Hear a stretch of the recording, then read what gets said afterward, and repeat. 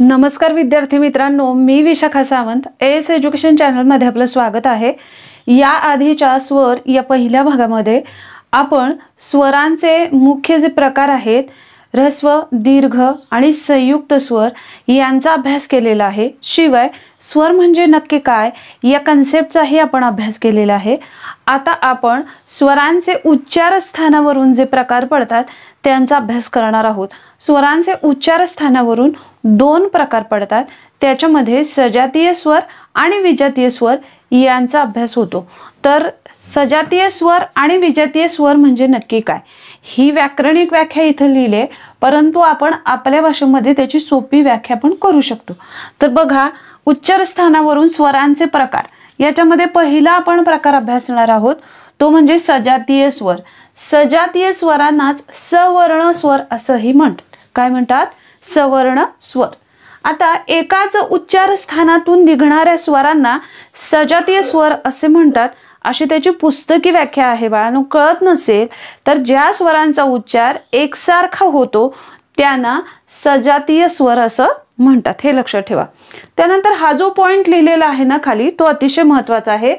तोच स्वर किंवा दीर्घ स्वर पुन्हा आल्यास सजातीय स्वरांची जोडी तयार होते। आता सजातीय स्वरांच्या मूळ जोड्या आहेत ना, त्या तीन आहेत। त्या कोणत्या आहेत बघा? अ आ, ही एक सारखा उच्चार होतो की नाही, अ आ। त्यानंतर दुसरं ई ई, ह्यांचा सारखा उच्चार होतो। उ उ, यांचा सारखा उच्चार होतो। म्हणजे हा ऱ्हस्व आहे, हा दीर्घ आहे, हा ऱ्हस्व आहे, हा दीर्घ आहे, हा ऱ्हस्व आहे, हा दीर्घ आहे। म्हणजे ऱ्हस्वाच्या पुढे त्याच उच्चाराचा जर दीर्घ स्वर आला असेल तर ही सजातीय स्वरांची, त्यामुळे मूळ सजातीय स्वरांच्या ह्या तीन जोड्या आहेत। कुठल्या? अ आ, ई ई, उ उ, ह्या तीन जोड्या आहेत। शिवाय जर अ अ अर्थात हे काय आहेत? ऱ्हस्व स्वर आहेत। हे दोन ऱ्हस्व स्वर एकत्र आले तर ह्यांचा उच्चार काय होतोय? एकसारखा होतोय, म्हणून हे काय आहेत? सजातीय स्वर आहेत। तर अशा पद्धतीने किंवा ही सजातीय स्वरांची जोडी आहे। थोडक्यात एकसारखा उच्चार होणारे स्वर एका पुढे एक आले असता त्यांची जी जोडी तयार होते त्यांना सजातीय स्वरांची जोडी असं म्हणतात। आता इथे एक प्रॉब्लेम असा होतो की हे जे रू आणि लू आहेत हे ऱ्हस्व स्वर आहेत, त्यांचा सजातीय स्वरांमध्ये समावेश होतो का? तर त्यांचा समावेश सजातीय स्वरांमध्ये पूर्वी केला जायचा रू प्लस रू करून, आता तसं केलं जात नाही। किंवा लू प्लस लू असं केलं जायचं पूर्वी, आता तसं केलं जात नाही। त्यामुळं ह्यांचा सजातीय उच्चारामध्ये समावेश होत नाही किंवा विजातीय उच्चारामध्ये समावेश करत नाहीत। आता राहिली गोष्ट, जसं बऱ्याच जणांना शंका असेल, हे जे ए आहे आणि हे ऐ आहे हे दिसायला सारखे आहेत, बरोबर आहे? किंवा हे जे ओ आहे आणि हे औ आहे यांना दिसण्यासाठी सारखे आहेत, मात्र यांचा समावेश हे जे आहेत ए ऐ ओ औ यांचा समावेश सजातीय स्वरांमध्ये होत नाही, कारण इथं संबंध उच्चाराशी आहे। हे पहिल्यांदा लक्षात घ्या। इथं दिसण्याशी साम्य असणारे स्वर विचारलेले नाहीत, उच्चार साम्य असणारे स्वर पाहिजेत। जसे ह्याचा उच्चार होतो ए, ह्याचा उच्चार होतो ऐ, वेगळा आहे उच्चार। ह्याचा उच्चार होतो ओ आणि ह्याचा उच्चार होतो औ, वेगवेगळा आहे। आणि त्याच्यामुळे हे जे संयुक्त स्वर आहेत ए ऐ ओ औ यांचा समावेश सजातीय स्वरांमध्ये केला जात नाही। हे पहिलं पॉइंट लक्षात ठेवा। आलं लक्षात? त्याच्यामुळं सजातीय स्वरांच्या जोड्या तीन अ आ ई ई उ उ या मूळ सजातीय स्वरांच्या जोड्या आहेत। शिवाय जर अ अ अशी जरी असेल किंवा आ आ अशी जरी सजातीय स्वरांची जोडी असेल तर ती जोडी सजातीय स्वरांमध्ये टाकायची आहे, कारण त्यांचा उच्चार एकसारखा होतो। आलं लक्षात? त्याच्यामुळे ज्या स्वरांच्या उच्चारामध्ये उच्चार साम्य दिसून येतं असे जे सर्व असतात स्वर त्यांना सजातीय स्वरांची जोडी असं म्हटलं जातं। म्हणूनच व्याख्या अशी केली जाते, एकाच उच्चार स्थानातून निघणाऱ्या स्वरांना सजातीय स्वर असं म्हणतात। समजलं? याविषयी काही डाऊट्स असतील तर कमेंट बॉक्समध्ये कमेंट नक्की करा, मी त्याचं उत्तर तुम्हाला देईन। पुढचं उच्चार स्थानावरून स्वरांच्या प्रकारामध्ये दुसरा प्रकार आपण पाहूया, तो आहे दुसरा प्रकार आपण पाहायचा आहे तो म्हणजे विजातीय स्वर। त्यांनाच असवर्ण स्वर असेही म्हणतात. लक्षात काय ठेवायचं, विजातीय स्वरांनाच असवर्ण स्वर असे म्हणतात.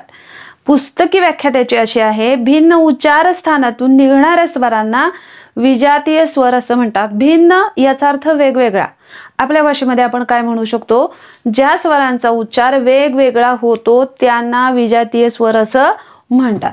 आता वेगवेगळा म्हणजे काय, जसं अ-ई म्हणजे अ ई वेगवेगळा उच्चार आहे, ई उ वेगवेगळा उच्चार आहे, औ ए वेगवेगळा उच्चार आहे. आता लक्षात घ्या, हे दिसायला सेम आहेत, बरोबर आहे, मात्र त्यांचा उच्चार वेगवेगळा होतो ना. त्याच्यामुळे दिसायला सेम असणारे शेजारी शेजारी लिहिले तरी ह्याचा उच्चार ए होतो, ह्याचा आई होतो, ह्याचा उच्चार ओ होतो, ह्याचा उच्चार औ होतो. मुळातच कन्सेप्ट हा आहे, भिन्न उच्चारस्थानापासून निघणारे स्वर म्हणजे विजातीय स्वर. म्हणजेच हे जे संयुक्त स्वरांच्या ज्या जोड्या दिसतात त्या सर्व काय आहेत, विजातीय स्वरांच्या जोड्या आहेत. त्यामुळे ए ऐ विजातीय स्वरांची जोडी, ओ औ विजातीय स्वरांची जोडी, किंवा असं आपण घेतलं औ ए विजातीय स्वरांची जोडी. आणि ऑब्व्हियसली ई उ असं वेगवेगळे उच्चार होणारे स्वर त्यांची जोडी जर तयार केलेली आपल्याला दिसेल तर ती कशामध्ये घ्यायची आहे, विजातीय स्वरांमध्ये घ्यायचे आहे. आता यावर आलेले प्रश्न आपण पाहणार आहोत. त्याचा आपण सजातीय स्वर आणि विजातीय स्वर हा कन्सेप्ट पाहिला. यावर आधारित परीक्षेला कशा पद्धतीचे प्रश्न असतात किंवा येऊन गेलेत याचा आढावा आपण घेऊया. आता बघा, पहिला प्रश्न, सजातीय स्वरांची जोडी कोणती असं विचारलेलं आहे. सजातीय स्वर म्हणजे काय, ज्यांचा उच्चार एकसारखा होतो किंवा एकाच उच्चारस्थानातून निघणारे स्वर. आता अ ई वेगवेगळा उच्चार होतो त्यामुळे ही जोडी येणार नाही. आ उ वेगवेगळा उच्चार होतो त्यामुळे ही पण येणार नाही. आ ई वेगवेगळा उच्चार होतो त्यामुळे ही पण येणार नाही. आणि ई एकसारखा उच्चार होतो त्यामुळे आपला आन्सर असेल पर्याय नंबर 4. पुढचा दुसरा प्रश्न पाहूया. अ आ ई उ हे सजातीय स्वर आहेत. सजातीय स्वर होण्यासाठी उच्चारस्थान भिन्न असले तरी चालते. लक्षात घ्या, अशा विधानांमध्ये थोडीशी मोठी विधानं दिसतात आणि विद्यार्थी गोंधळून जातात. आता ह्याचे जर ऑप्शन बघितले तर पूर्वार्ध आणि उत्तरार्ध असे 2 शब्द येऊन गेलेत प्रत्येक ऑप्शन मध्ये वारंवार. तर इथं बऱ्याच विद्यार्थ्यांना पूर्वार्ध म्हणजे काय आणि उत्तरार्ध म्हणजे काय हेही माहिती नसतं. तर त्याच्या आधी तुम्हाला त्याच्यासाठी सांगते तुम्हाला की जसं बघा, हे जर वरचं वाक्य तुम्ही वाचलं, अ आ ई उ हे सजातीय स्वर आहेत, त्यानंतर इथं काय आहे, कॉमा आहे. इथं कॉमा किंवा स्वल्प विराम असेल किंवा त्याच्याऐवजी एखादी आणि व वगैरे उभयान्वयी अव्यय लिहिलेला असेल, तिथपासूनचा हा जो पुढचा भाग आहे वाक्याचा त्याला पूर्वार्ध असं म्हणायचं. आणि हा कॉमा किंवा स्वल्प विराम आहे किंवा एखादा उभयान्वयी अव्यय असेल, तिथपासून इकडचा जो पलीकडचा मागचा जो भाग आहे हा वाक्याचा पुढचा जो भाग आहे त्याला काय म्हणायचं, उत्तरार्ध असं म्हणायचं. म्हणजे इथं स्वल्पविराम असेल किंवा उभयान्वयी अव्यय असेल त्याच्या इकडचा हा जो भाग आहे हा काय होणार, पूर्वार्ध, आणि त्याच्या इकडचा भाग आहे तो काय होणार, उत्तरार्ध होणार. हे आलं लक्षात. आता काय आहे बघा, विधान पुन्हा एकदा वाचा. अ आ ई उ हे सजातीय स्वर आहेत, म्हणजे बरोबर आहे ते, कारण एकसारखा उच्चार होतो म्हणजे सजातीय स्वर आहेत, म्हणजे पूर्वार्ध योग्य आहे. तर सजातीय स्वर होण्यासाठी उच्चारस्थान भिन्न असले तरी चालते. भिन्न म्हणजे वेगवेगळं असलं तर चालणार आहे का, म्हणजे जसं अ डॅश हे ई असेल तर हे भिन्न असणारं चालणार आहे का, नाही. त्यामुळं उत्तरार्ध काय आहे, अयोग्य आहे, चुकीचं आहे. म्हणजे आपला आन्सर काय असला पाहिजे, पूर्वार्ध योग्य आणि उत्तरार्ध अयोग्य, किंवा पूर्वार्ध बरोबर आणि उत्तरार्ध चूक, असा आन्सर असलं पाहिजे. त्यामुळे आपला असेल पर्याय नंबर 3 पूर्वार्ध बरोबर आणि उत्तरार्ध चूक हे दुसऱ्या प्रश्नाचा आन्सर आहे. पुढचं बघा, वेगळा पर्याय कोणता. आता ह्याच्यामध्ये एक तर 3 सजातीय स्वरांच्या जोड्या दिलेल्या असतात किंवा 3 विजातीय स्वरांच्या जोड्या दिलेल्या असतात. निरीक्षण आपण केलं इथं तर ही विजातीय स्वरांची जोडी आहे, ही सजातीय स्वरांची जोडी आहे. आता बऱ्याच जणांना काय असतं, माहित नसतं, नीट कन्सेप्टचा अभ्यास केलेला नसतो, आणि म्हणून मी वारंवार सांगत असते शॉर्ट ट्रिक्स वगैरे काही करत जाऊ नका. पहिल्यापासून व्यवस्थित स्पष्टीकरणासहित व्हिडिओ पहा, ज्याच्याने तुम्हाला परीक्षेला त्याचा पुढे उपयोग पडणार आहे. आता इथं ए ऐ हे दिसायला सेम दिसतंय, बरेच जण त्यांना सजातीय स्वर असं म्हणतात, मात्र हे दीर्घ उच्चाराचे आहेत आणि ह्याचा उच्चार पण वेगवेगळा होतो. ह्याचा ए होतो आणि ऐ होतो. त्यामुळे कोणतेही संयुक्त स्वर ए, ऐ, ओ, औ हे संयुक्त स्वर सजातीय स्वर मध्ये घ्यायचे नाहीत. त्यामुळे ही पण विजातीय स्वरांची जोडी आहे आणि ही पण विजातीय स्वरांची जोडी आहे. आणि उ उ ह्याचा उच्चार सेम होतो. त्यामुळे आपला आन्सर काय असणार आहे? पर्याय नंबर 2 ही सजातीय स्वरांची. वेगळा पर्याय का आहे हा 2? तर ही एक सजातीय स्वरांची आहे आणि बाकी सगळ्या विजातीय स्वरांच्या जोड्या आहेत. आलं लक्षात? पुढचं बघा, चुकीचा पर्याय कोणता असं विचारले तर बघा औ आ सजातीय. औ आ हे सजातीय आहेत का? कारण औचा उच्चार वेगळा आहे आणि आचा उच्चार वेगळा आहे, म्हणजे हे विजातीय आहे. त्यामुळे हा चुकीचा पर्याय आहे. बरोबर आहे. पुढचं बघूया आपण. ओ औ हे काय आहेत? विजातीय आहेत. त्यामुळे हे बरोबर आहे. ए ऐ आता हे सुद्धा सेम त्याच टाईपनी, हे दिसायला सारखं दिसतंय म्हणून सजातीय मध्ये टाकायचं नाही. इथं फसण्याची शक्यता असते. ह्याच्यामध्ये शेवटचा पर्याय काय दिलेला आहे बघा.